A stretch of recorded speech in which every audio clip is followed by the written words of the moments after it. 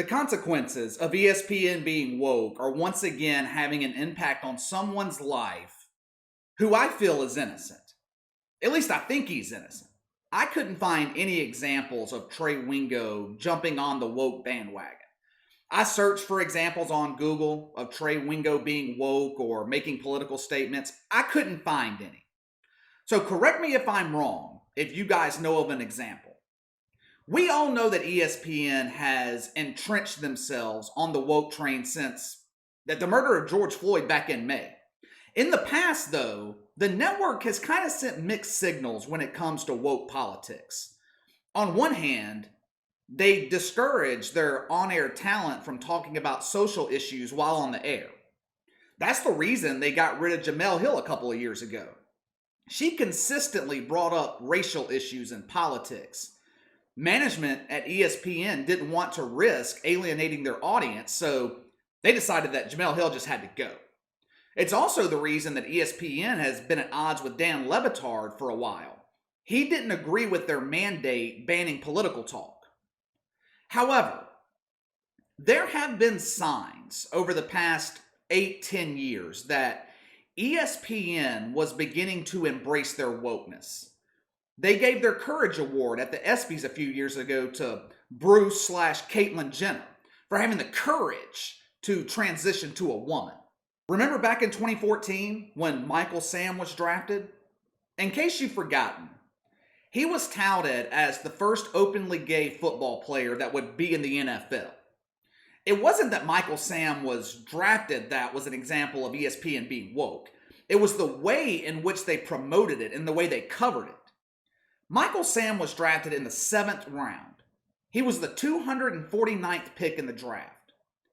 ESPN sent a damn camera crew to his house, filmed him kissing his boyfriend after he was selected by the Rams. Now, ESPN didn't send a camera crew to his house because they had a strong indication that he was going to be a star player in the NFL. He was a damn 7th round pick. You tell me of an example of ESPN ever sending a full crew to the house of a 7th round draft pick before. No. ESPN sent a camera crew to the house of Michael Sam because it furthered their woke agenda. After the draft, Michael Sam just went back to irrelevancy. He never played it down in the regular season in the NFL. He was cut by the Rams before the 2014 season, cut again by the Cowboys in 2015, and he's been out of the league ever since. ESPN should not be political under any circumstances, but if you're gonna be political, at least be balanced. When Chris Broussard was working at ESPN, he was talking about NBA player Jason Collins openly coming out of the closet. Now, Chris Broussard is a known Christian. He is devout in his faith. He's not ashamed of it. So, of course, he was going to have a Christian viewpoint on this issue. Now, what did ESPN do? They issued a public apology for Chris Broussard's distracting remarks. Now, do you think the network issued an apology when they hired drunk driver and admitted cocaine user Abby Wambach? Of course not. She is an LGBT activist. Once again, she furthered their woke agenda, while Chris Broussard was a voice for the other side. Then it's one of my favorites.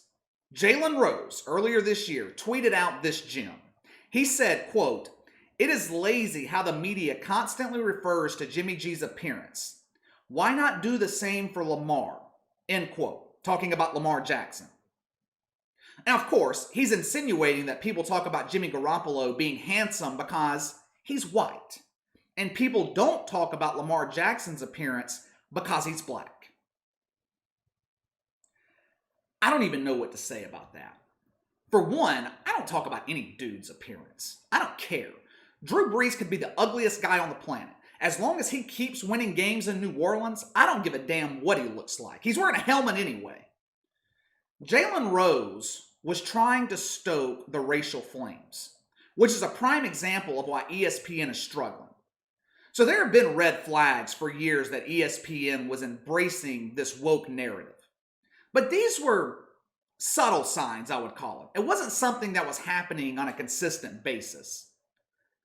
After the murder of George Floyd, though, by cops in Minneapolis, ESPN took a drastic turn. And it wasn't just ESPN. Damn near the entire mainstream media took a drastic turn towards wokeness. We expect that from CNN, MSNBC, maybe even Fox News. We don't expect it from ESPN because it is a sports network, not a political network. There are so many examples over the last 6 months of ESPN being woke, trumpeting their wokeness, that we could talk about it for an hour. Back in September, they retweeted something from Colin Kaepernick that called police departments across America white supremacist institutions and that they should be abolished. Basically, ESPN was supporting the defund the police movement, which is absolutely ridiculous when you think about it. Do you think Colin Kaepernick is going to be impacted if police departments are defunded? No. You think the millionaires at ESPN are going to be impacted? No. Then we had Kirk Herbstreit a couple of months ago go on College Game Day and start crying like a battered woman because of racism in America. He was preaching that we got to do more, though he provided no example of what more meant. I could go on and on and on with the examples of ESPN being woke. But the point is, the network jumping on the woke train is costing people their jobs. And Trey Wingo is just the latest victim. Trey Wingo is going to be fine. Don't get me wrong. He's going to be fine. He had been at ESPN, I think it was 23 years. I imagine his salary was in the 7 figures. He's going to be fine financially. But it's just another example of someone who is innocent being negatively impacted by ESPN's decision to embrace politics instead of sticking to sports. Ratings for ESPN are in the tank. Earlier this summer, the network hit a 41-year ratings low. There have been numerous theories as to why ESPN and sports in general are struggling right now to draw viewers. My favorite theory is when the media blames the COVID for the decline in the ratings. We're in the middle of a pandemic. People aren't worried about sports right now. This makes no sense. More people have been at home in 2020 than at any other time in our lifetime. All we heard all summer was how huge the NBA ratings were going to be when they restarted back in August, because people were just clamoring for live sports. Now, we all know how that turned out. NBA Finals ratings were down 50%. Some games throughout the playoffs were down as much as 70%. Those of us with common sense know why. But common sense is something that is severely lacking in today's media. That, along with a complete lack of honesty and credibility. Another excuse that I've seen as far as the decline of ESPN's television ratings was the fact that so many sports were happening at the same time. The NFL, the NBA, NHL, PGA, college football.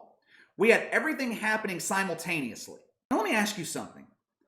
How would that negatively impact ESPN's ratings? You would think shows like SportsCenter, First Take, the opinion shows, you would think they would see a huge surge in ratings. People don't have time to watch everything. They had to choose between the NBA playoffs or the NFL, college football. On the surface, you would think recap shows like SportsCenter and debate shows would draw more viewers. People would tune in to catch what they missed out on. That was not the case. Ratings continued to decline. Of course, we all know why ESPN's ratings have suffered in 2020. Professional athletes, on-air personalities, along with an assist from the mainstream media, have pushed a large portion of the country over the edge. People of all races are tired of being preached to about racial and woke politics. I think people are sick of politics in general. It's as simple as that. The media can come up with every excuse they want. No one is believing it. The mainstream media in this country has lost all credibility, in my opinion anyway, and I'm including ESPN in that statement. The writing has been on the wall for Trey Wingo for a while now. ESPN canceled his radio show with Mike Golic earlier this summer. His contract was getting ready to expire. And with the recent layoffs of 300 employees, along with the elimination of another 200 positions that were open, no talks of negotiations to renew Trey Wingo's deal, he had to know this was coming. I don't think he was blindsided by this. But it just speaks to something that we've talked about before on this channel and is worth mentioning again. ESPN is in trouble. ESPN is in trouble. The network is making a push for their digital streaming service, but if people aren't watching ESPN on cable, what makes you think that they're going to pay extra for the right to stream ESPN? There is no institution in this country that is too big to fail. I told you guys before, I believe we're in the midst of a seismic change in media. The more networks like ESPN embrace radical woke politics, the less people are going to watch. But these people are going somewhere.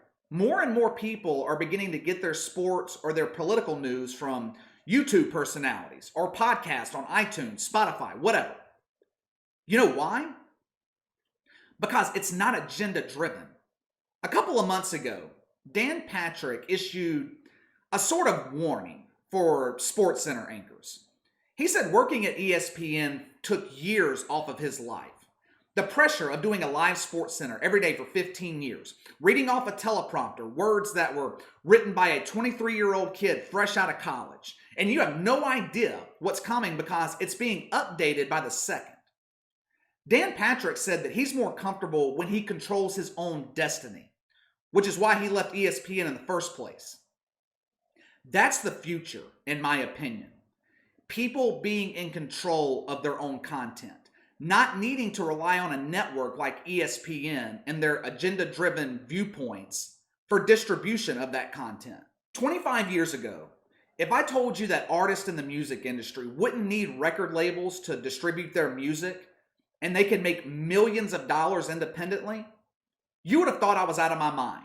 If I told you CDs would be a thing of the past, record stores like Tower Records would go out of business, no one would have believed it. Now, does this mean I think ESPN is going away anytime soon? No, of course not. The network could even survive. Maybe their streaming service will take off. Who knows? But it doesn't matter which platform they're using, whether that's traditional cable or ESPN Plus. If they continue with the woke politics, ESPN is going to continue to struggle. All right, that's all for today. Hit that like and subscribe button. Click the notification bell to receive all notifications from the channel. Leave me a comment in the section below. If you guys know of an example of Trey Wingo being woke or talking politics on the air, let me know about it. I couldn't find one. Also, let me know where you consume most of your sports content. And I mean opinion-based content. Do you guys mainly watch ESPN, FS1, or do you get it from podcast or YouTube people that you follow? Let me know your thoughts. You can follow me on Twitter at KC_BTL84. The best way to contact me is by email at btlkc84@gmail.com. I'll see you guys next time.